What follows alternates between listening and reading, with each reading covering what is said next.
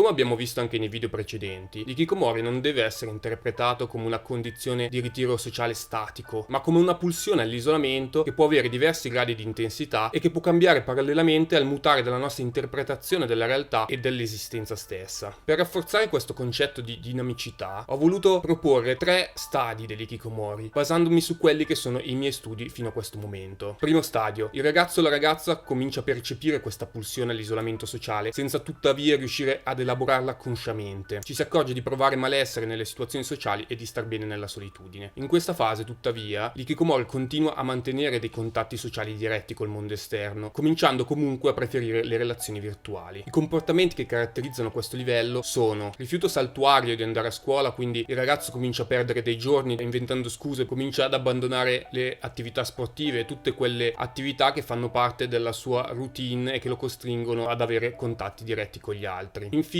incomincia anche ad invertire il ritmo sonno-veglia, preferendo stare sveglio la notte e dormire invece durante la mattina. Seconda fase: il ragazzo o la ragazza comincia ad elaborare consciamente questa pulsione all'isolamento sociale e ad attribuirla ad alcune situazioni sociali, ed è proprio in questa fase che l'ikikomori decide di abbandonare definitivamente la scuola e di ritirarsi completamente all'interno della propria camera. Tutte le relazioni sociali vengono abbandonate, ad eccezione di quelle virtuali che invece si intensificano. Terzo stadio: il ragazzo o la ragazza si abbandona completamente a questa pulsione di isolamento sociale, smette di contrastarla e si isola totalmente all'interno della propria camera da letto, anche evitando i genitori e quelle relazioni virtuali di cui parlavamo precedentemente. Quest'ultime diventano per lui o per lei fonte di grande malessere, in un modo simile alle relazioni sociali classiche. È in questa fase che il rischio di sviluppare psicopatologie diventa molto alto. Ci tengo a sottolineare che queste fasi non devono essere interpretate in modo rigido, per cui alla prima fase seguirà sicuramente la seconda e la terza. Alcuni si fermeranno alla prima fase o alla seconda fase e non raggiungeranno mai un isolamento completo. Insomma, vanno interpretate come un continuum che può andare sia in modo progressivo sia in modo regressivo. Inoltre ci possono essere anche delle sottofasi e delle fasi intermedie. Insomma, quello che mi preme comunicare attraverso questo video è questa continua evoluzione e instabilità dell'ikikomori, che non è di fatto una condizione statica. Una volta che l'ikikomori ha raggiunto il terzo stadio, è sicuramente più difficile riportare il ragazzo alla socialità, perché l'isolamento si è già concretizzato ed è già stato fortemente interiorizzato dal soggetto. In questo senso è fondamentale intervenire già in un primo stadio, quando ci sono i primi campanelli d'allarme, in modo da far sì che l'isolamento non si cronicizzi e che appunto non degeneri poi negli stadi successivi.